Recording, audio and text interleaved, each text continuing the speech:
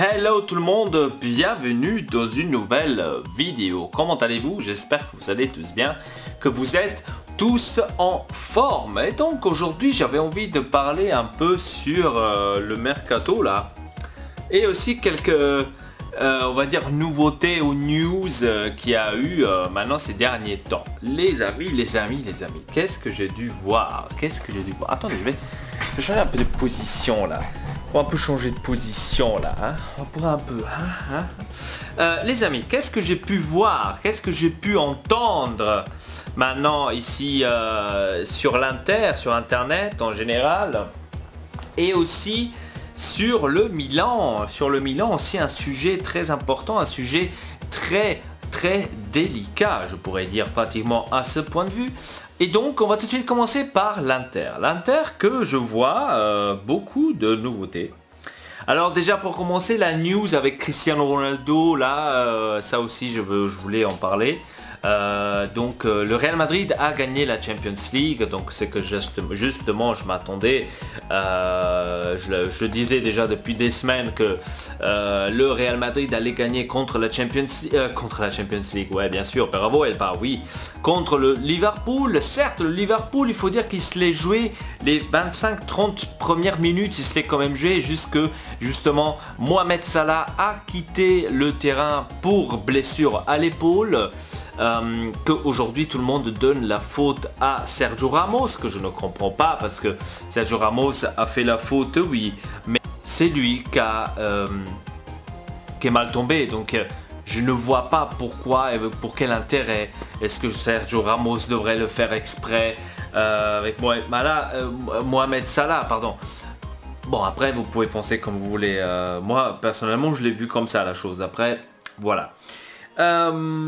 Cristiano Ronaldo donc qu'il a annoncé justement à la fin du match, il a annoncé que c'était beau de jouer ici au Real Madrid, c'était beau de jouer.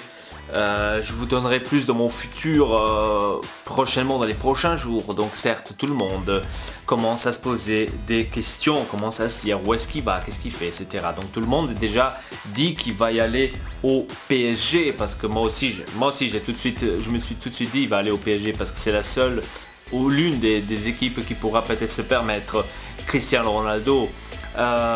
Au PSG qui vont faire un changement avec Neymar, donc ça se peut que probablement il va y avoir ce changement galactique, donc c'est probable, oui, mais je me pose aussi la question, pourquoi devrait-il aller au PSG si c'est pas par hasard qu'il va y aller au Manchester United? Au Manchester United, c'est aussi une option qui pourrait y aller, mais le problème c'est, je pense aussi Mourinho, parce que comme j'ai bien compris, quand il était au Real, il s'est pas tellement bien entendu avec Mourinho, donc je pense que là aussi il y a un peu des conflits, et pour cela qu'il ne va pas aller au Manchester United. Mais Manchester United, ça peut rester aussi une option où il pourrait y aller Cristiano Ronaldo, c'est-à-dire sa première équipe tout simplement.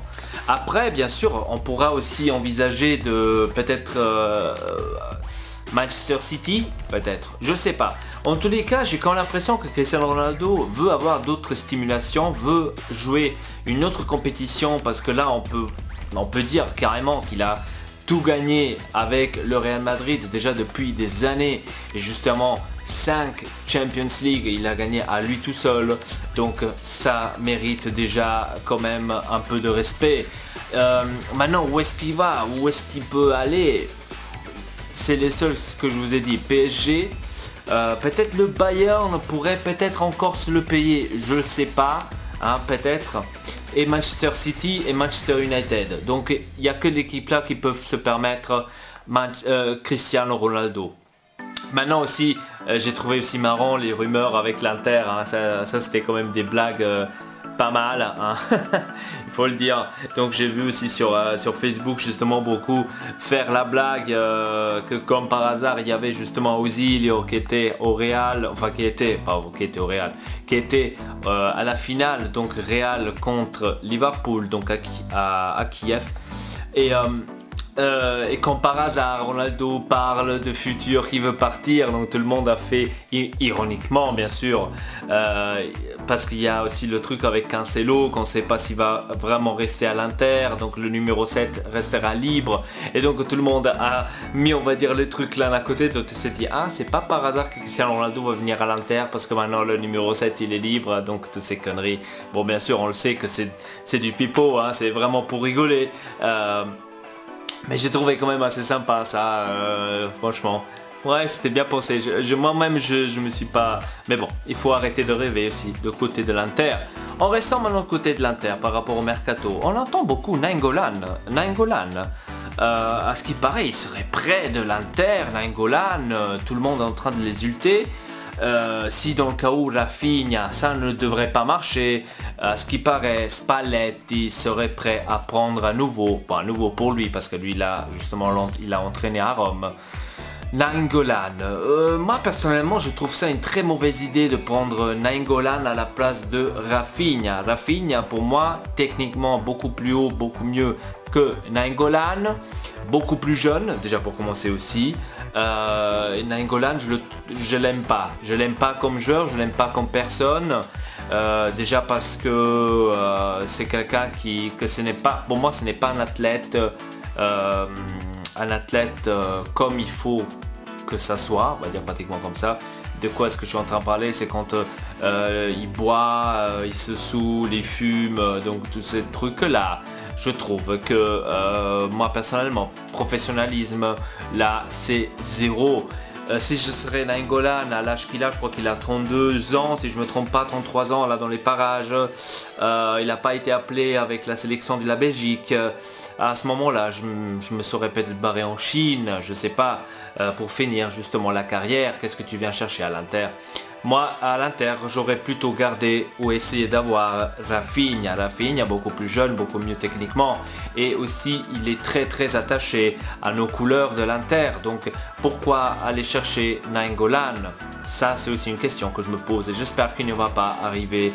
Voilà, tout simplement. Même si tout le monde est content que Nainggolan pourrait arriver à l'Inter, moi personnellement, je ne vois pas le pourquoi je devrais être content que Nainggolan arrive à l'Inter. Moi personnellement, je ne le suis pas. Voilà, parce que j'aime pas comme joueur, j'aime pas comme personne, comme je vous ai dit.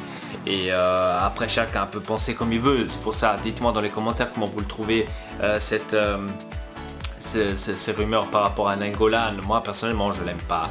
Par rapport justement à Rafinha Cancelo, pour l'instant il n'y a rien, donc on voit on a vu quelques réactions des deux joueurs. Donc on a vu Rafinha qui avait posté une image qui était en train de réfléchir, donc Cancelo était un peu on va dire dans les nuages, en train de réfléchir, en train de se demander justement qu'est-ce que je vais faire de mon futur.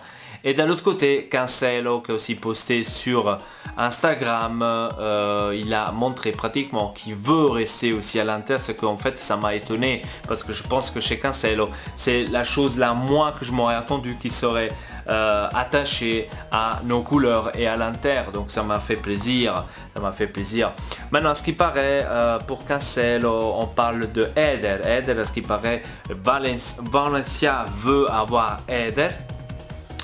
Et ça pourrait être la clé pour Cancelo.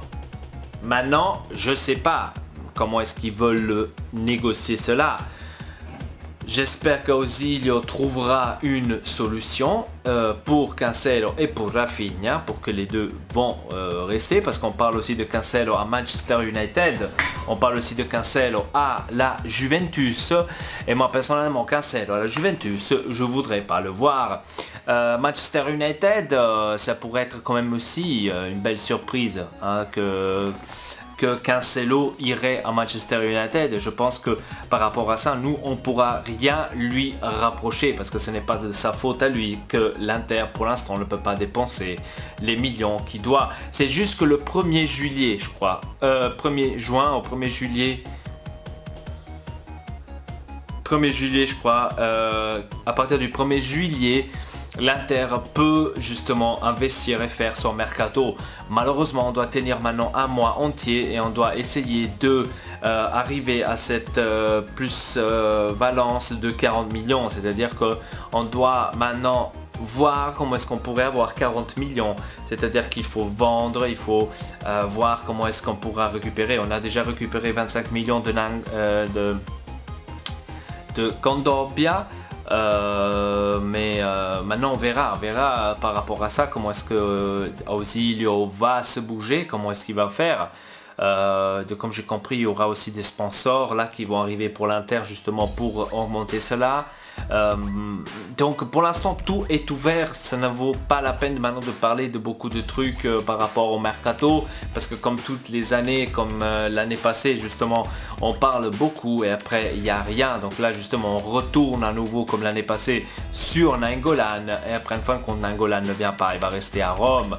Donc ça l'année passée on l'avait, cette année je ne sais pas si on pourrait l'avoir, mais j'espère pas, parce que Nainggolan, moi personnellement je l'aime pas. Et en plus, pour vous dire la vérité, cette année Nainggolan je l'ai pas vu tellement top, tellement haut niveau comme tout le monde est en train de le fêter.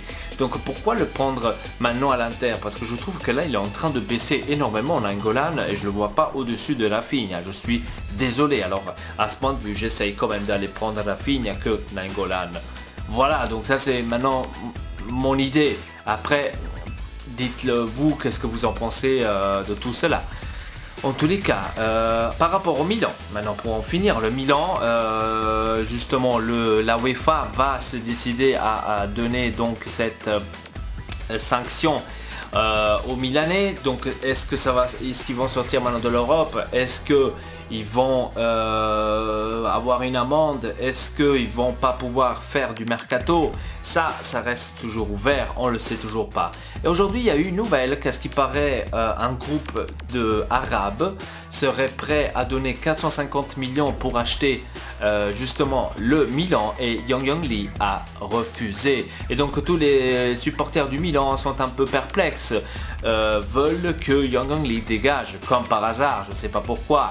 À ce qui paraît, hein. Donc l'année passée Yang Lee c'était le meilleur, Mirabelli Fassone c'était l'acquisto le più importante della stagione, et maintenant tout à coup c'est devenu tous des brels, personne ne sait rien.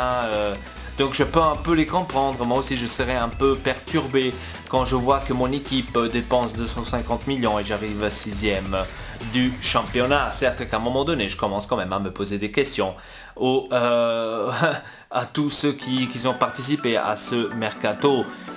Il a refusé 450 millions, aucune idée si c'est vraiment vrai, parce que vous savez on parle beaucoup hein, sur les journaux, on parle beaucoup par rapport à ça.